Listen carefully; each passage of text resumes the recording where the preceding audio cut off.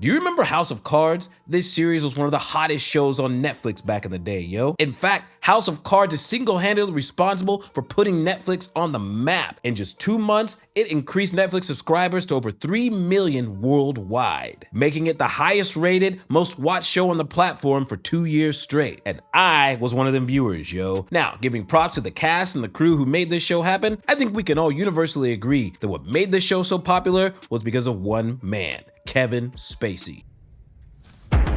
Check it. This is a guy who's not only won 2 Academy Awards, but he's also been deemed Honorary Knight and Commander of the British Empire. Needless to say, when it comes to acting, this man has the skills to pay the bills. Well, that is until recently. At the height of the Me Too movement, along with Johnny Depp, Kevin Spacey had the whole world turn against him just like that. Now, where Johnny Depp had 1 lie told against him, Kevin Spacey had 9 lies, yo. And it ruined his career, his dignity, and his reputation. And now, 7 long years later, after 9 trials with 9 juries in 2 different countries, all gave verdicts as quickly as 1 hour after reviewing the evidence, Kevin Spacey stands acquitted, not liable, and most importantly, not guilty. Good things happen to good people. But for some weird reason, very few, if any, mainstream media organizations have reported this information, which is a far cry from how they treated it whenever he was being accused. And as a result, Kevin Spacey has been going on a redemption tour, appearing on numerous podcasts and TV shows to try to set the facts and the record straight, and he's also doing something that practically none of the people who were in his position did before. More on that later. And by the time you get to the end of this video, you will discover that although there were several people responsible for ruining this man's career, the biggest culprit was Kevin Spacey himself. Once someone is exposed, they're at your mercy. So for today's video, we're gonna focus on a very viral interview between Piers Morgan and Kevin Spacey as part of his redemption tour. But first, for those of you who don't know the full story, I'm gonna give you a little bit of a background. So back in 2017, during the 5th season of House of Cards, everyone was anxiously awaiting to see what would happen and whether or not Frank Underwood would take control of the White House. But unfortunately, about halfway through the season, news broke that Kevin Spacey had committed some very serious SA. Now naturally, everyone assumed that the accuser must be a woman, but the world was completely shocked when it turned out to be a man. You see, Kevin Spacey had not come out as gay at this point. Not only that, but the majority of the characters he played were all straight dudes. Although in House of Cards, it was kind of implied that Frank might swing both ways. And a few months after this news broke, several other accusers came forward with similar allegations. And with a total of 30 accusations, 9 lawsuits, both civil and criminal, in 2 different countries, it was needless to say that Kevin Spacey was in some very deep shit. I must not lose my resolve.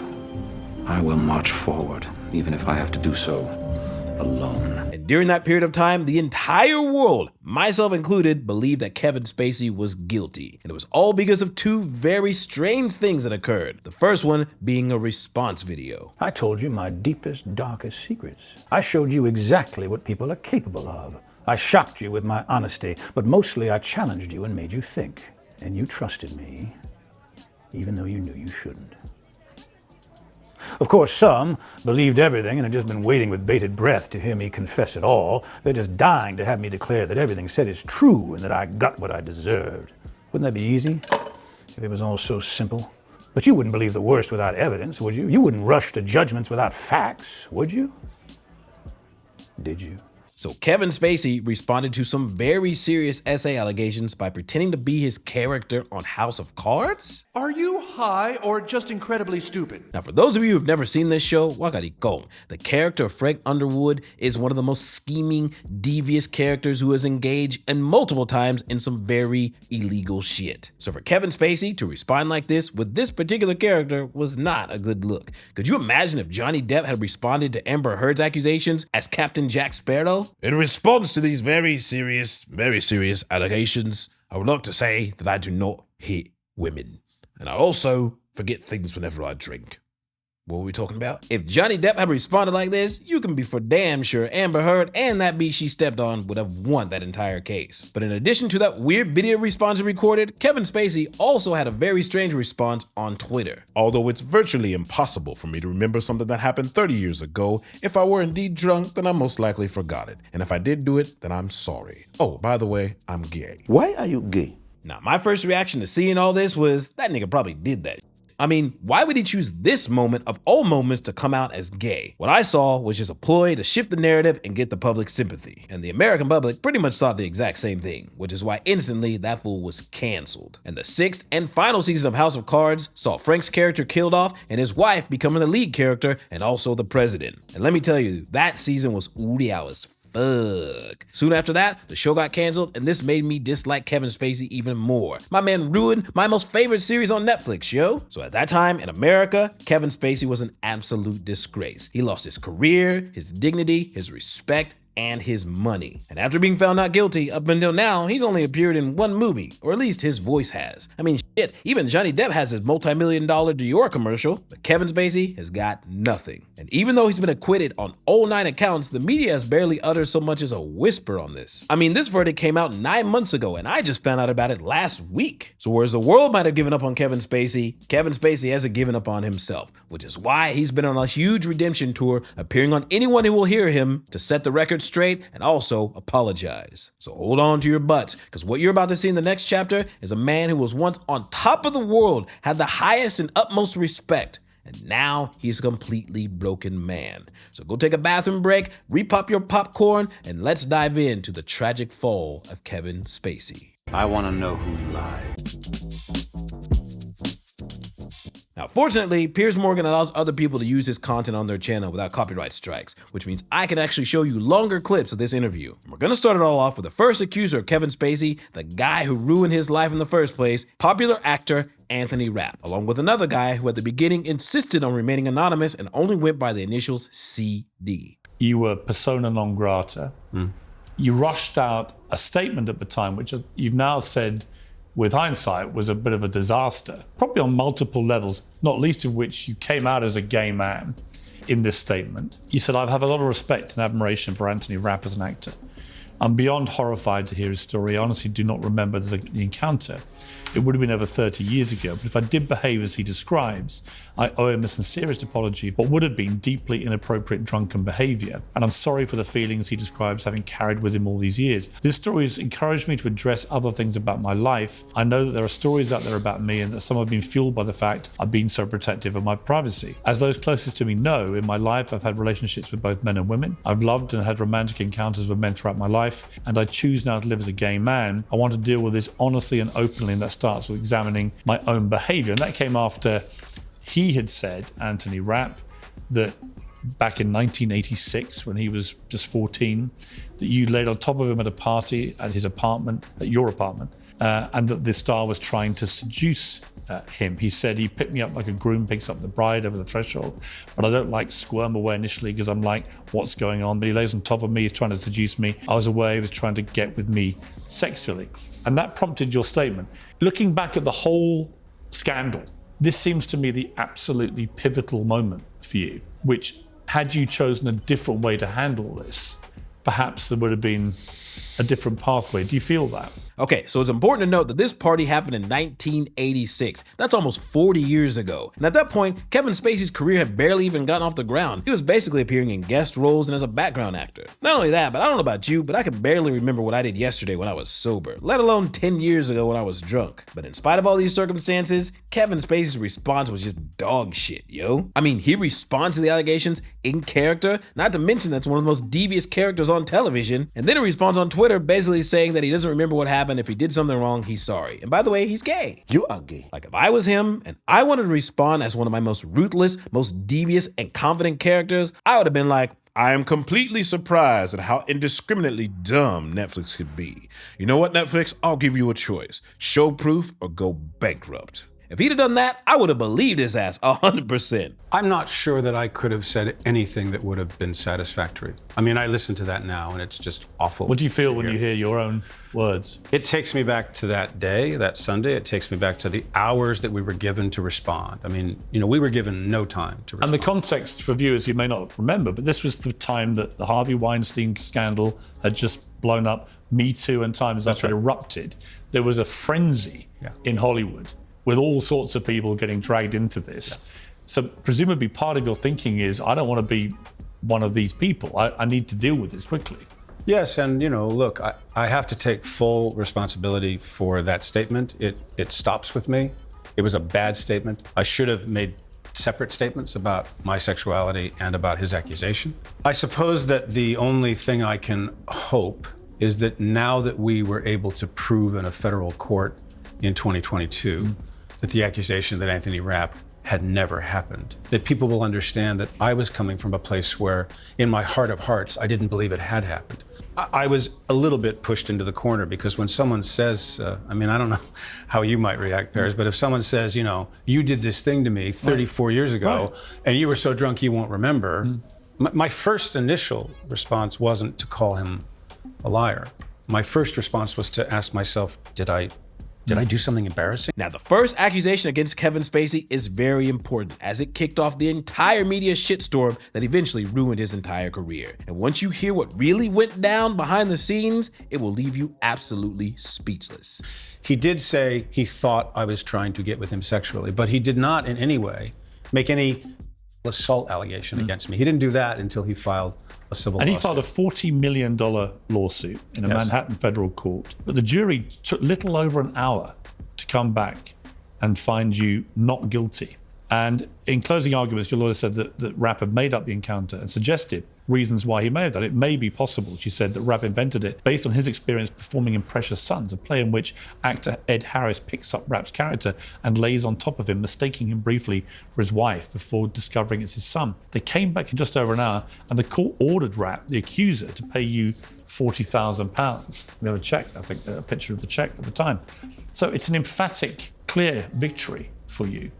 But it also, to me, again, when I look back at the statement you made, if you just hadn't made that statement in the way you made it, then your next few years could have been very different. I'm not saying they would have been, but they could have been. I accept that it was a poorly thought through statement. And but again, I hope the fact that I'm not guilty of what I was accused of will, at least in hindsight, make people understand why I might have made it. And I also just would add that I hope that someday Anthony Rapp can accept that he had a faulty memory. That's what I would like to believe. Have you had any happened. contact with him? I have had no contact with him. But I would like to believe that at some point he'll recognize that with all the evidence that we presented at trial, which is why we were able to have the outcome that we did, that he will look back on this and say that his memory was faulty. And I think if he did that, that would go a long way to, I think, heal himself and also be healing for me. So Anthony didn't bring them SA charges until he was filing that $40 million civil suit. And then in the trial, it was revealed that his entire story was based on a movie character that he played years before. And within just 1 hour of reviewing the evidence, the jury came back and called bullshit. Do you understand now? Now, you need to remember that at that time, House of Cards was one of the most popular shows in the entire world, and Kevin Spacey was one of the biggest stars in the entire world. In fact, he was making $500,000 per episode, putting his net worth at an estimated $100 million. Then you add in the fact that 2017 was the peak moment during the Me Too movement, and you have yourself a very strong motivation for Anthony Rapp to file a $40 million lawsuit. Oh yeah, and there's one other piece of this puzzle that broke this case wide open. The testimony of a very famous actor on Kevin Spacey's behalf, who happened to be there right next to Anthony Rapp when all this went down. One of the key reasons that I think it led to such an emphatic decision by the jury was John Barrowman, an actor well known in the UK, stepped forward for you. He was about 19 at the time, I think, and he was there at the same time. Yes. And he was emphatic that this just didn't happen. Well, he was emphatic about the fact that really the foundation for Anthony's claim was that he had gone to a party that I had thrown where he had escaped into a bedroom, and that later I came into that bedroom and swayed in a doorway. Well, I had no bedroom, there was no doorway, there was no party. And the only time that he was in my apartment was with John Barrowman after we had had dinner together and they wanted to come and meet my dog. Hey, 是我还是这个人好像不太有创意耶? I mean, this guy can't even make up a foolproof story based on a script. I mean, my God! How much more can you stink? This is when we realized the utmost importance of originality, yo. Now, earlier this year, there was a documentary series released on Kevin Spacey claiming to expose the truth of all the things he did, and they even found 10 more accusers to talk about it. But upon further investigation, what you will find is that these guys are telling the exact same unoriginal lies. The Channel 4 show Spacey Unmasked. Did you watch it? I've seen portions of it, but not the whole thing. You were never asked to do an interview. No. It seems extraordinary, given the nature of the allegations. You were given 7 days to respond in writing. And you were just given a fait accompli, yes or no. Did you or did you not do the things that were being alleged? Right. Again, this doesn't seem a particularly fair process. Well, I think that, Channel 4 announced this documentary in 2022, about 4 months before we started the rap trial in New York and a year or so before the UK trials would begin. We were then we heard that after the UK verdicts came in that they were having a rethink. And I guess what they decided to rethink was, we've started this documentary. They'd already started it, so they'd spent money. That they were going to make this, as they claimed, a conversation about bad behavior, inappropriate behavior in the work, in my life, and that was what it was about, to have a public conversation. And so they went out and they found a number of individuals to make a number of claims. Well, one of them was a Secret Service agent from the House of Cards called Daniel. Yeah. We got a clip of something he said in the documentary. Now, for copyright reasons, I can't play this segment because it belongs to Channel 4, but I can give you a basic summary of what this guy said. Kevin Spacey, who worked with him on 4 seasons of House of Cards, inappropriately touched him while on set. And Kevin Spacey's response comes with receipts. Now, he worked on the show for 4 years. What's your response to that? What do you feel about that? I know who that is. We had a lot of fun together. When he left the show, we were emailing to each other. In fact, in one of our flirty emails, which we had, I asked him to send me, he was talking about working out, he was getting buff, and I said, send me a picture. And he sent me a couple pictures that were naked and provocative. We've got them. Yeah, that's one of them. So he voluntarily sent you those pictures? He sent me these. This is now, this allegation he makes, I believe, was in 2013, because I know the scene he's talking about. I know when we shot that scene. So that was 2013. This is now 2016, and we're talking about getting together, and he's sending me these kind of pictures, and you just go, okay, so which is true, Daniel? I think it's very clear what's true. And by the way, can I just also say, I don't know why Channel 4 has not yet told the British public if they paid these individuals to tell these stories. What they did was, instead of coming to us in a reasonable fashion and saying, listen, we're thinking of airing this thing in 3 months or 4 months, we want to give you an opportunity to respond to these. I would have then gone and found those emails. I would have shown them those emails. We would have said, guys, if you're going to present a story, present the whole story. I mean, just coming to this call, when I saw the evidence that you provided, it just seems completely ridiculous. If he's doing that 3 years later, how traumatized can he really be by what he claims happened in this incident in 2013? There are a number of others in the Channel 4 documentary whom we have also found exchanges between me and them, and in one case, years after. Well, we have an example, a former Marine called Scott, who alleged this in the documentary. Now, again, for copyright reasons, I can't show this clip, but basically what the Marine is saying is that the two of them were watching Saving Private Ryan, which for those who don't know is a very gruesome and brutal war movie. And during one of the most brutal epic scenes, Kevin Spacey 突然就开始打手枪，然后请这个特种部队的军人来帮忙。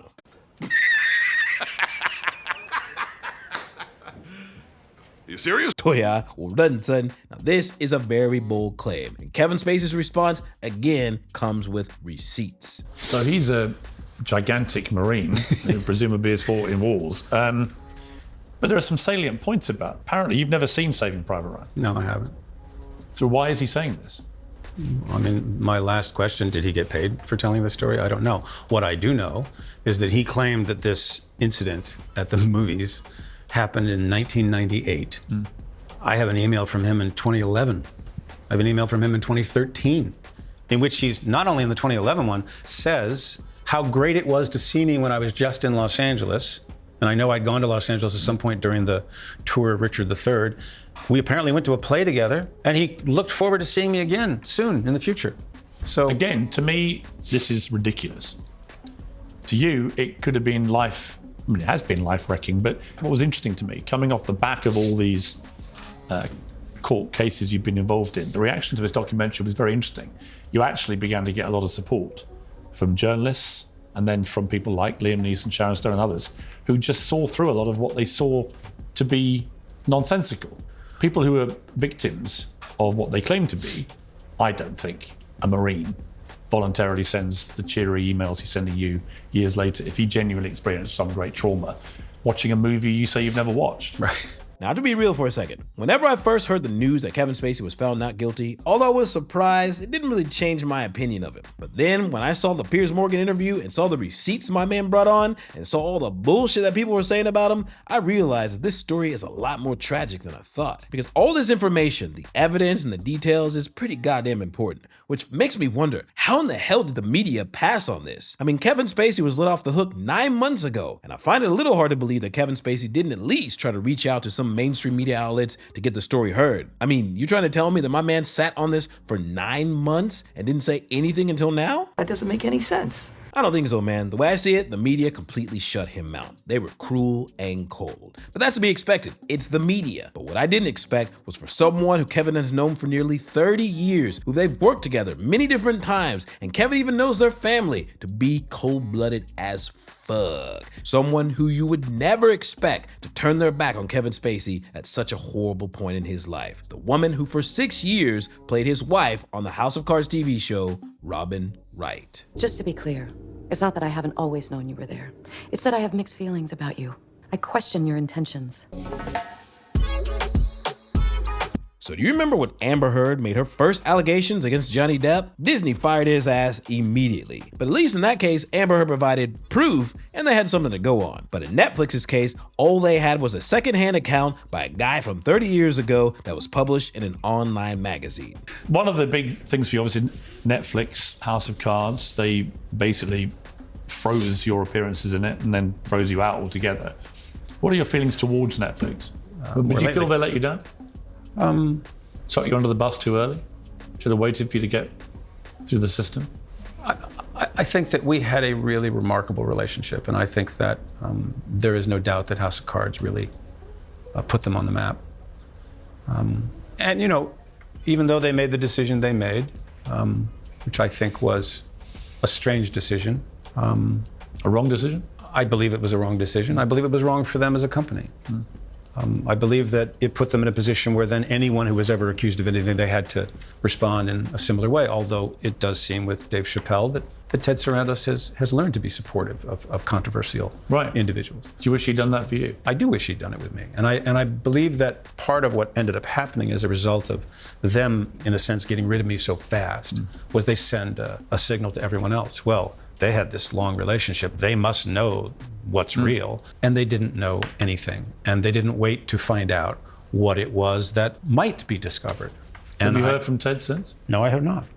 And I hope that at some point, when all of the dust settles, because there's all these confidentiality agreements, I hope that someday the public will be able to see what it was that I was accused of on House of Cards and can decide for themselves whether it was deserving of losing that role and losing that series. So when Spider went down between Kevin Spacey and Netflix, Kevin Spacey seems surprisingly sympathetic to their actions. Which makes me wonder, is Netflix the victim in this case? Should producers and networks protect their actors? Should they wait until after there's been a trial and there's actually been a verdict to make a decision on whether or not to terminate their contract with an actor? What do you guys think? Let me know down below. Now, me personally, I think Netflix did Kevin Spacey dirty, yo. But I'm not surprised. A company like that is pretty much concerned about their bottom line. And they're not gonna take a risk on anything that might get in the way of that. But this next part really pisses me off, yo. Because someone who's supposed to be his friend, who's supposed to be on his side, straight up stabs him in the back. How supportive was your co-star? I haven't heard from Robin.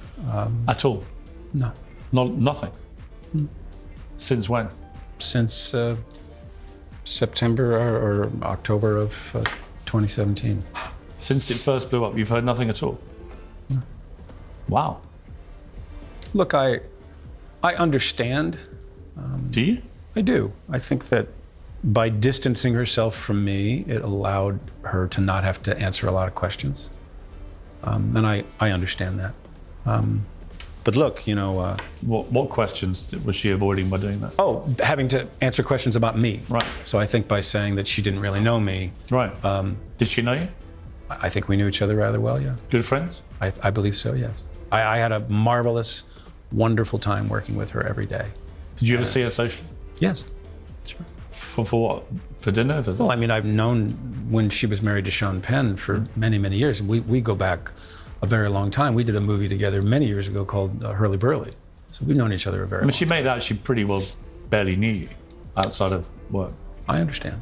That's not true. Not in my opinion, no. Do you feel let down? No, as I say, I'm trying very hard to not be judgmental and to try, even if people do things that I don't understand, to try to seek understanding about it and not judgment. You know. And she went on to carry on with the show. She did. Making a lot of money from a show which you helped make one of the biggest shows in the world. She did. She deserves everything that she's been offered. She's an extraordinary talent. Would you like to see her? Would you like her to contact? I adore Robin, and I think that the thing that made me have so much of a good time on that show was making Robin laugh. And we laughed every day. And then she stabbed you in the back? No, I will not let you get away with that. Absolutely not. I'm suggesting. I reject your suggestion. Well, I don't know, you know. I have a different view. She is a wonderful person. I know her. A wonderful actress. I know her. And it was a very difficult time. The fact she's never once made any attempt to contact you, I find extraordinary. That's all right. You can judge it if you choose to. I'm not judging it. I'm trying to be understanding. I know her a bit. I'm just very surprised that that is the case. It seems extraordinary to me that you could work with somebody so closely and be so successful together. And then at the first sign of any scandal, you don't wait to see whether the scandal is actually borne out by any conviction. You just convict and move on. Well, you know what? We're not done yet. You know, life goes on, so we'll see what happens in the future. Jesus, that is absolutely terrible, man. But to be real, I can't really fault Robin for the ruin of Kevin Spacey's career. With all his weird responses, I think we can agree he pretty much did that on his own. But what I can fault Robin for is pretending like she didn't even know this guy. 那个就是按照这个影片的主题啊 uncreative bullshit. What is the face of a coward? The back of his head as he runs from the battle. So what's next for Kevin Spacey? I mean, although he can't really get a job, at least he's financially stable. I mean, my man is worth $100 million, so he at least has got some money in the bank, right? Where do you live now?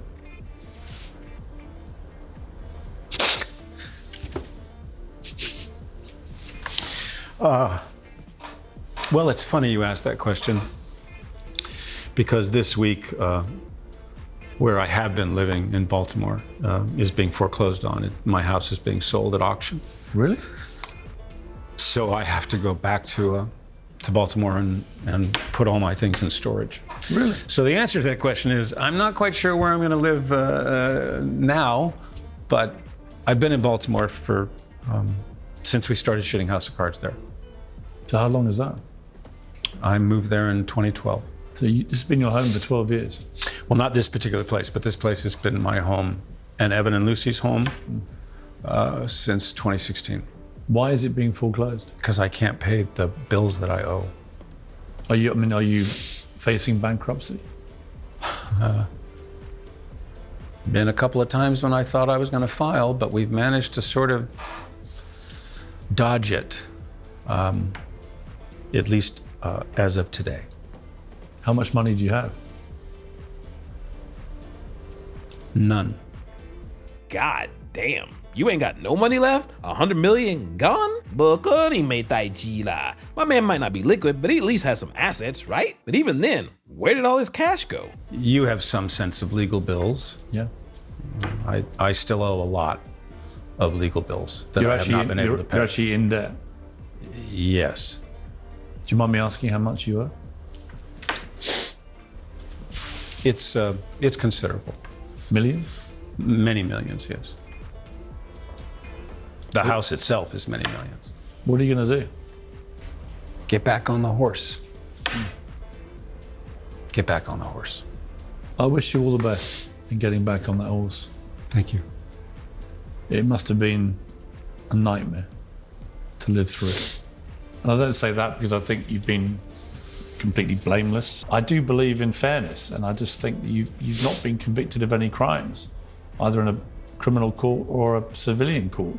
And at some point, society has to recognize that. They may have their own view about you, good, bad, or ugly, but there has to be a sense of fairness about it. And the fact that you're now losing your home and you have no money and you owe millions and so on, I think people will watch this whole interview and I suspect they'll reach the same conclusion I am, but this is too much.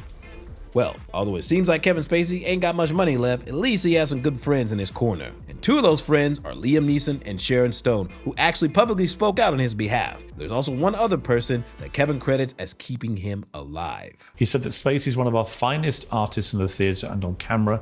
Personally speaking, our industry needs him and misses him greatly. And Sharon Stone said, I can't wait to see Kevin back at work. He's a genius. He's so elegant and fun, generous to a fault. He knows more about our craft than most of us ever will. She added it was clear young actors wanted and want to be around him. It's terrible they're blaming him for not being able to come to terms with themselves, for using him and negotiating with themselves because they didn't get their secret agendas. What do you feel about Sharon's last sentences there? Well, I think Sharon is making that comment based on having looked at the Channel 4 documentary. Right. And I think she specifically is talking about what that was about and what those claims were about. And I'm enormously grateful. Not easy for people of that stature to stick their head over the parapet and take the flak, which you inevitably... Well, first of all, they didn't get any flack. They really didn't. No, I know. And second of all, I'm enormously grateful to them. And I just have to say, I know I mentioned it a couple of times, but I hope you're understanding why I am. That as happy as I am for these individuals who've stood up so recently, there's been one person standing up from the very beginning, and that's Evan Lowenstein. And I would not be here without him. You really feel that? Absolutely. I owe him everything. You think you would have in your life? I want to live. I do want to live. But there were times when I wasn't sure if I would make it. So, although Kevin Spacey does seem to be in a good place and he does seem to have a good support group, I wouldn't be surprised if news popped up sometime soon of him ceasing to exist at his own hands. I mean, he went through some really rough shit over these past 7 years. But to be very real and brutal, a lot of this is because of Kevin Spacey himself. And in the next chapter, we're gonna see exactly how Kevin Spacey ruined his own life and career. He has a choice. Will he wither or will he thrive? Okay, so I think we can all agree that Kevin's initial response to this whole scandal didn't do him any good. But to his credit, he's actually tried to reach out to some of his accusers and make things right. After the initial allegations from Anthony Rapp, more than 50 other allegations came out in varying degrees of sexual misconduct. Like I say, you've never been convicted of any offences. When you look at the totality of all these people coming up to say, well, he did this to me, he did this to me, he groped me here, he tried to kiss me here, all that kind of stuff. I've read that you've reached out to some of these people and had good conversations with them and kind of put these things to some form of closure. Is that right? It is right that I have reached out to my friends who I had relationships with or encounters with. There are a whole lot of people that have made claims that I have not reached out to. And the reason for that is that I do not feel that I need to have a conversation with somebody who has completely reimagined an experience or have made it up. I'm absolutely 150% prepared to take accountability for those things that I did and mistakes that I made. Bad behavior sometimes. Okay, so he's taking accountability, and over 7 years, he's tried really hard to get his shit straight. I mean, that's a far cry from Harvey Weinstein, or even Johnny Depp for that matter. But as Piers Morgan presses further, you will start to see that Kevin Spacey's undoing is more his fault than anyone ever involved. See, what I was told, and correct me if I'm wrong, because I don't know you, we've met a few times, but I don't know you at all. But what I was told by people who do know you is that in your thespian days in the theatre world, you'd put on a play, you'd all go out, you'd all have a few drinks, you're very flirtatious, and you would be quite suggestive with people, and a lot of them didn't mind that at all. And some people, maybe with revisionist hindsight, maybe not, did mind it, but that you were pretty indiscriminate in your kind of borderline, maybe crossing the borderline, inappropriate behaviour. Would you admit to that? Yes. I'm not talking about anything criminal. Absolutely. I'm just talking Yes. about general kind of inappropriate behaviour. Absolutely true.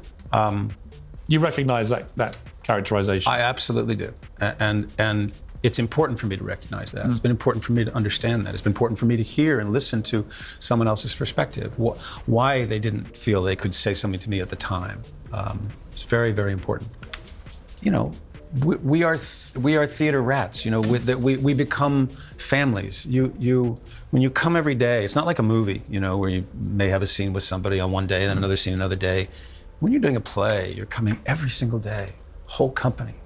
And I've been so fortunate to have been a part of families that were being led by people like Jack Lemmon and families that I led when I was in a position. And it's an incredibly, it's very moving and it's very important.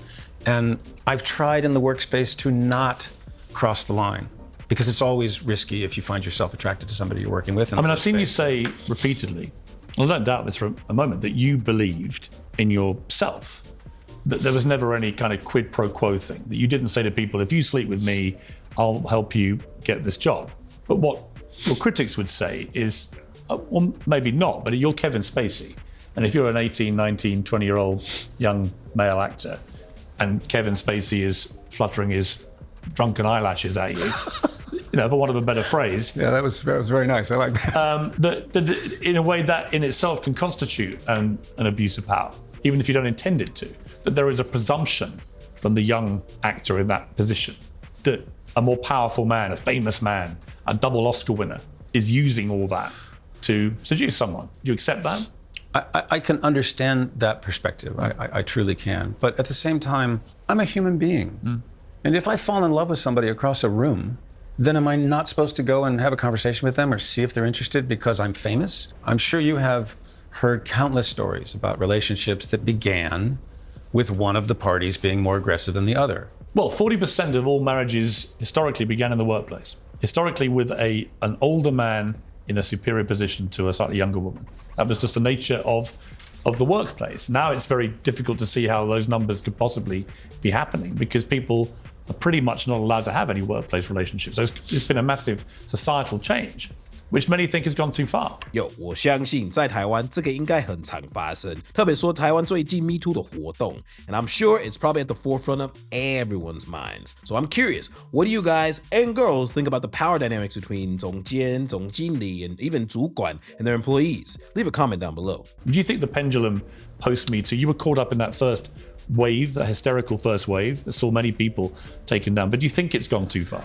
Well, I could say yes, and not just in my particular case. There have been others that I feel, you know, they may have been inappropriate. They may have done something that they wish they hadn't done, but I didn't think that what it was, and maybe what they even admitted to, was so heinous that they should have lost their career or their ability to make their livelihood. I think that is too far.